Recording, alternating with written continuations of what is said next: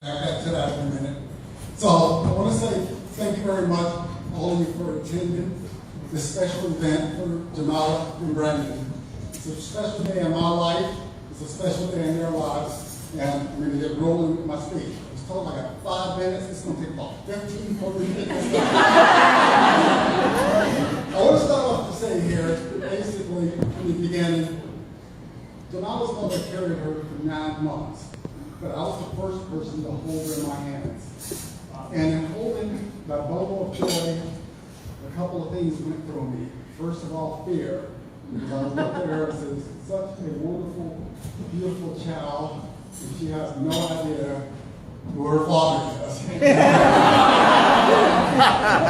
And the fear, because I said, oh my God, I'm an idiot. She's going to starve me now. And just sit away from me, and I started calculating the number of months to when she would turn 18, so I could say, okay, I'm done, So that was the fear, and the fear brought on the inspiration, because she inspired me to keep things into gear, and at that point, go and start going to school and educate myself to better feed her, my wife, and provide for my sons and my extended family. And so she was one of my earliest inspirations in my life. She's been an excellent daughter.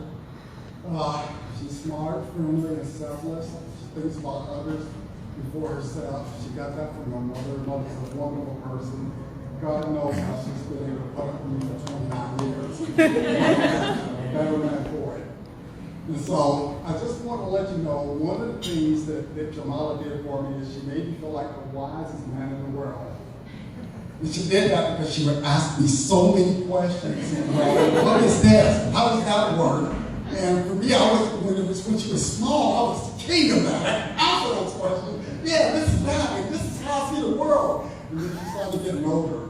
Questions started to get a little more complex. And I started to say to myself, okay, there's going to come to a point where she's going to say, okay, Jed doesn't know what he's talking about. And you know what? Hey, benefit here is that my screen just went dark on me, but you know what? I've got my phone as a backup there. Okay, that was my worst fear. Okay, screen up. All right. So basically, we came to a point where I said, okay, we'll have to turn over to the world and let the world educate her. And you know, by the time she was 11 or 13, she started asking her those questions. But better yet, she became my daddy's little tech friend. If I opened up a computer, she was there with me. If I tore it apart and put it back together, she was there learning everything about it. And I know many of her friends at school know that, hey, when you have something technical, you turn to Jamyla. And so she was daddy's little tech, and I was so proud and happy for her. I like to start a lot of projects, and I would go along and get to a point and get a little bored and then roll away from it. Jamyla would take those projects and run to the end and then do things I never thought of it. And one of them was her video, video editing and recording and everything.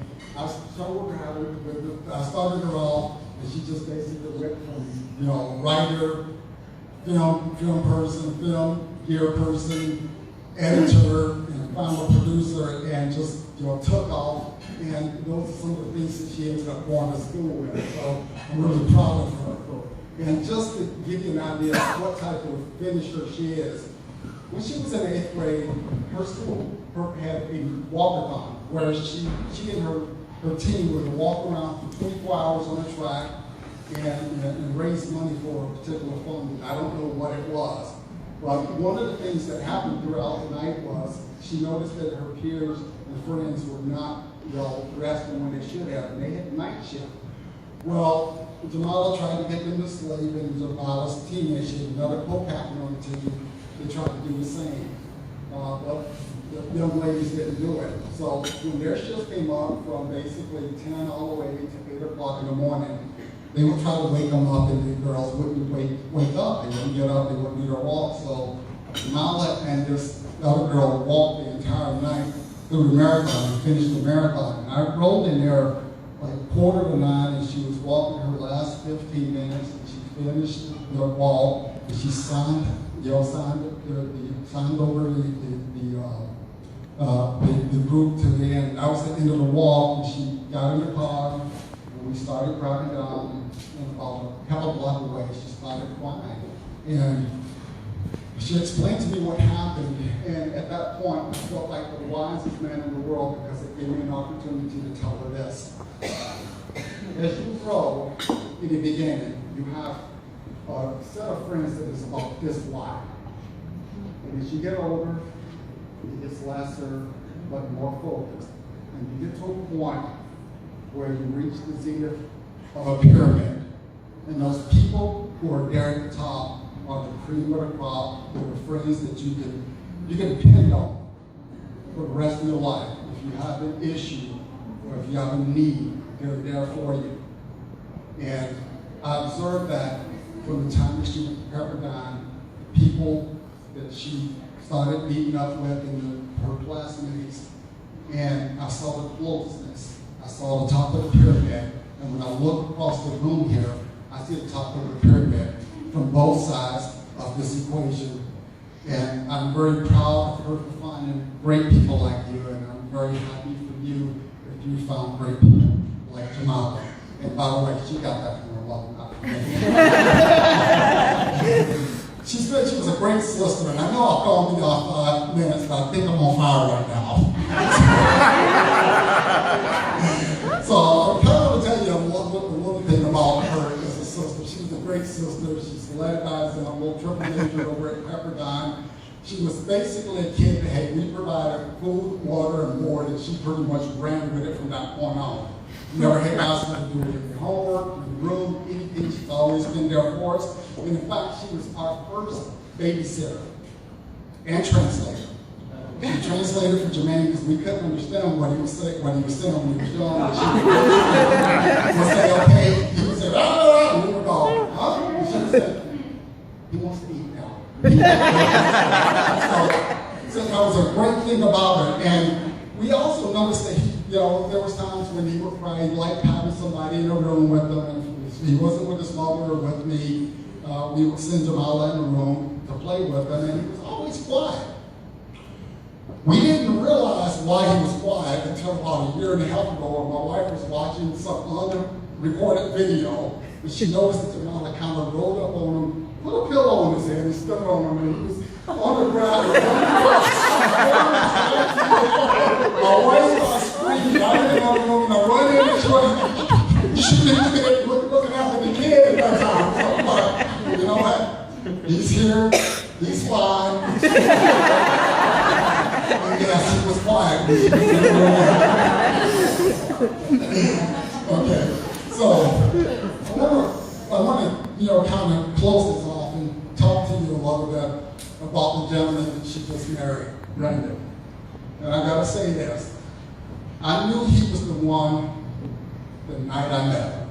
I spent 3 hours with him talking at dinner, talk politics, that's his big thing.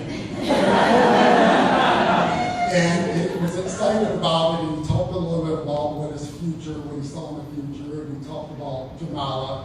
And, my wife said, when she hears me talk about this, because I told her that night, I said, she's going to marry him. And I said, he is the one. And she says, you're talking to him like you're in love with him. Well, he's smart, he's engaging, and he's motivated. And he's the salt of the land. He's a wonderful gentleman. And I can see a lot in his persona and personality, and it's never changed from the time that I met him. That he was the man that my daughter was going to marry, and that he was a wonderful man. I'm getting emotional here. I will not cry.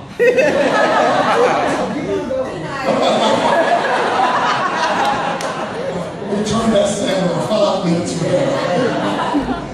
So I want to say a couple more things here. And I said that a few minutes ago. I'm going to say it again. I believe in destiny.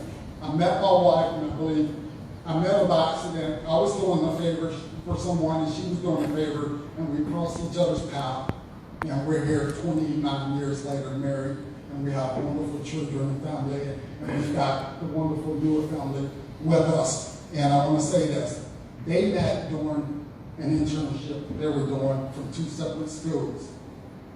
And they were fortunate enough to be able to grasp that opportunity of meeting that person and take it all the way to this point. And I'm very happy for them because I believe that they are good for each other. They're in the same industry, but yet on different sides of the table. She's on the corporate side, he's on the creative side. They can talk about their jobs without being competitive with each other, yet they can also help one another when it comes to looking at long-term career and goals. And I think that is a great benefit for them. No, this isn't a marriage for business, but hey, business will be good. I'm very proud of them both. They've excelled, they're really far ahead in their career path. But the fact of the matter is, when you saw those pictures of joy, and I've seen my daughter smile from the time that she's met him. And you know, I've never ever doubted her judgment. She's made great decisions. She's made an excellent decision here. I think he's made a wonderful decision as well. So I want to close this by saying this. Yes, I was the first person to hold her tightly in my arms, and I held her tightly for so long. And I loved her as much as I possibly could. But it is now time for Brandon to take her hand that she has, to hold her tight and love her to the end of their union and beyond. I'm very happy to include Phil, Kathy, into our family as we become one. And this has been a joyous occasion. I've met a lot of good people. And of course, my wife checked out, Brandon's family on Facebook. She said,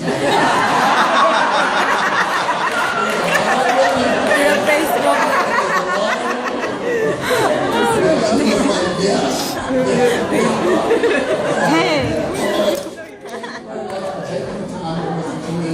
I went well beyond 5 minutes, but I didn't think I'd ramble so much that I went off subject. I want to once again congratulate the groom and the bride. I almost said the bride and the groom.